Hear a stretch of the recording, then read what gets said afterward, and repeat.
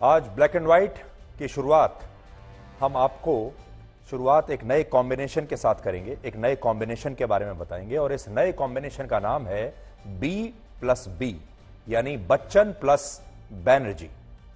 आज शाम पश्चिम बंगाल के मुख्यमंत्री ममता बनर्जी मुंबई में अमिताभ बच्चन के घर पहुंची और जया बच्चन और उनके पूरे परिवार के साथ उन्होंने काफी समय बिताया और यह मुलाकात जया बच्चन के निमंत्रण पर हुई, जो समाजवादी पार्टी की तरफ से राज्यसभा की सांसद हैं और जैसा कि आप जानते हैं समाजवादी पार्टी भी विपक्षी गठबंधन का एक हिस्सा है। इस मुलाकात के दौरान ममता बनर्जी ने रक्षाबंधन के मौके पर अमिताभ बच्चन को अपना भाई बताते हुए उन्हें राखी बांधी और यह भी कहा कि बच्चन परिवार देश का नंबर 1 परिवार है और अगर यह फैसला उनके हाथ में होता तो वो अब तक अमिताभ बच्चन को भारत रत्न पुरस्कार दे चुकी होती। ये मुलाकात करने के बाद ममता बनर्जी अमिताभ बच्चन के बंगले के बाहर निकली और वहां उन्होंने एक भाषण भी दिया छोटा सा, लेकिन तस्वीरें आप देख सकते हैं। इन तस्वीरों में आपको अभिषेक बच्चन नजर आ रहे हैं, ऐश्वर्या राय बच्चन, उनकी बेटी और ममता बनर्जी और जया बच्चन भी आपको नजर आ रही हैं और साथ ही अमिताभ बच्चन से भी देखिए, इस वीडियो में आपको अमिताभ बच्चन सबसे पीछे खड़े हुए नजर आएंगे। पहले आप वीडियो अच्छी तरह से देख लीजिए क्योंकि यह वीडियो आपको बच्चन प्लस बनर्जी के एक नए फॉर्मूले के बारे में बता रहा है।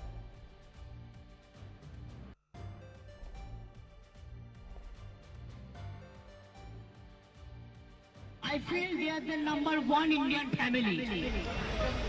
Even great legendary. हम उनको भारत रत्न कहते हैं। अगर हमारे पास रहते हैं तो हम 1 सेकेंड में इसको करा देता।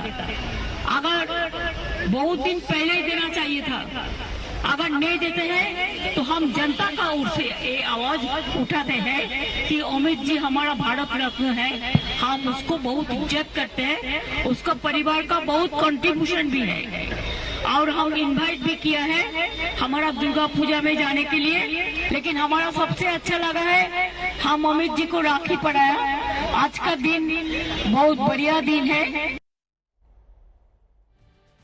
तो जैसा कि आप जानते हैं कि मुंबई में विपक्षी पार्टियों के गठबंधन की बैठक होने वाली है। उसी बैठक में शामिल होने के लिए ममता बनर्जी मुंबई गई हैं और इस बैठक से पहले उन्होंने अमिताभ बच्चन के घर पर बच्चन परिवार के साथ मुलाकात की है। अब देखिए, जब दो बड़े लोग इस तरह की मुलाकात करते हैं तो बाहर आने के बाद तो वो यही कहते हैं कि ये एक शिष्टाचार मुलाकात थी, शिष्टाचार के नाते हम उनके घर गए और जैसा कि ममता बनर्जी बता भी रही हैं कि रक्षाबंधन का मौका था और वो अमिताभ बच्चन को रक्षाबंधन के मौके पर राखी बांधना चाहती थी, वो उन्हें अपना भाई मानती हैं और उनके पुराने संबंध जया बच्चन के साथ भी रहे हैं। जया बच्चन ने इनफैक्ट कई बार चुनाव में टीएमसी के लिए चुनाव प्रचार भी किया है और इस नाते ममता बनर्जी इनके घर गई। अब इस मुलाकात के बाद बड़ा सवाल यह है कि क्या विपक्षी गठबंधन की बैठक से पहले ममता बनर्जी ने बच्चन परिवार का अपने प्रचार के लिए राजनीतिक इस्तेमाल कर लिया है? क्योंकि यहां आने के बाद उन्होंने एक और नया मुद्दा छेड़ दिया कि बच्चन परिवार देश का नंबर 1 परिवार है। दूसरा उन्होंने एक मुद्दा जो छेड़ा वो ये कि बच्चन को यानी अमिताभ बच्चन को भारत रत्न का पुरस्कार मिलना चाहिए और यहां पर उन्होंने ये भी कहा कि बच्चन परिवार का उन्होंने बहुत तारीफ की। अब वो बार बार एक शब्द का इस्तेमाल करती हैं कि बहुत बड़ा खेला होने वाला है, लेकिन ये तस्वीरें देखने के बाद अब बहुत सारे लोग ये कह रहे हैं कि यहां पर भी शायद कोई बहुत बड़ा राजनीतिक खेला होने वाला है। क्या यहां पर भी आपको आने वाले समय में कोई बड़ा सरप्राइज देखने को मिल सकता है? अब बच्चन परिवार का जो नाता है वो राजनीति से आज का नहीं है, बहुत पुराना है। हालांकि अमिताभ बच्चन का जो अपना अनुभव है राजनीति के साथ वो बड़ा कड़वा रहा है। असल में 80 वर्ष के अमिताभ बच्चन को एक जमाने में गांधी परिवार का बहुत करीबी माना जाता था और वर्ष 1991 में जब पूर्व प्रधानमंत्री राजीव गांधी की मृत्यु हुई थी तब अमिताभ बच्चन गांधी परिवार के सबसे करीबी माने जाते थे और राजीव गांधी के वो बचपन के दोस्त थे। 60 के दशक में जब सोनिया गांधी की राजीव गांधी के साथ शादी तय हुई थी और वो भारत आई थी तब अमिताभ बच्चन ने ही उन्हें दिल्ली के एयरपोर्ट पर रिसीव किया था और शादी से पहले कुछ दिनों तक सोनिया गांधी दिल्ली में अमिताभ बच्चन के परिवार के साथ ही उनके घर पर रही थी।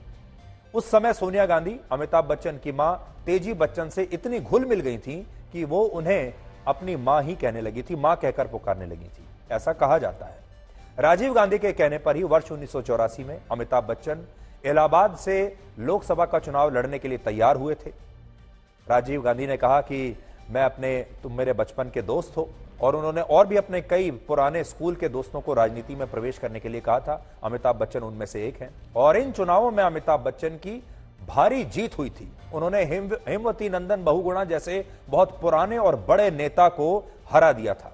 और उस समय जब अमिताभ बच्चन चुनाव में प्रचार कर रहे थे, तब की कुछ तस्वीरें आज हमने आपके लिए निकाली भी हैं ताकि आप देख सकें। राजीव गांधी और अमिताभ बच्चन की दोस्ती की तस्वीरें हैं, वो आप देख सकते हैं। हालांकि इस चुनाव के बाद जब उस समय राजीव गांधी की सरकार पर बोफोर्स तोप घोटाले में आरोप लगने लगे भ्रष्टाचार के, और इस घोटाले में अमिताभ बच्चन का भी नाम आया, तो अमिताभ बच्चन ने अपनी संसद की सदस्यता से, लोकसभा की सदस्यता से वर्ष 1987 में इस्तीफा दे दिया और वो नेता से वापस अभिनेता बन गए। और तब उन्होंने ये कसम खा ली कि इसके बाद अब कभी राजनीति की तरफ देखेंगे भी नहीं, राजनीति उन्हें रास नहीं आई, वो नेता नहीं अभिनेता बनकर ही रहना चाहते हैं। और तब से लेकर अब तक अमिताभ बच्चन राजनीति से दूर ही रहे हैं। गांधी परिवार के बाद अमिताभ बच्चन प्रधानमंत्री नरेंद्र मोदी के भी काफी करीबी रहे। इस दौरान एक फेज ऐसा भी आया था, एक दौर ऐसा भी आया था जब अमिताभ बच्चन मुलायम सिंह यादव के बहुत करीब हो गए थे, और उन्हीं की पार्टी से जया बच्चन राज्यसभा की सांसद भी है।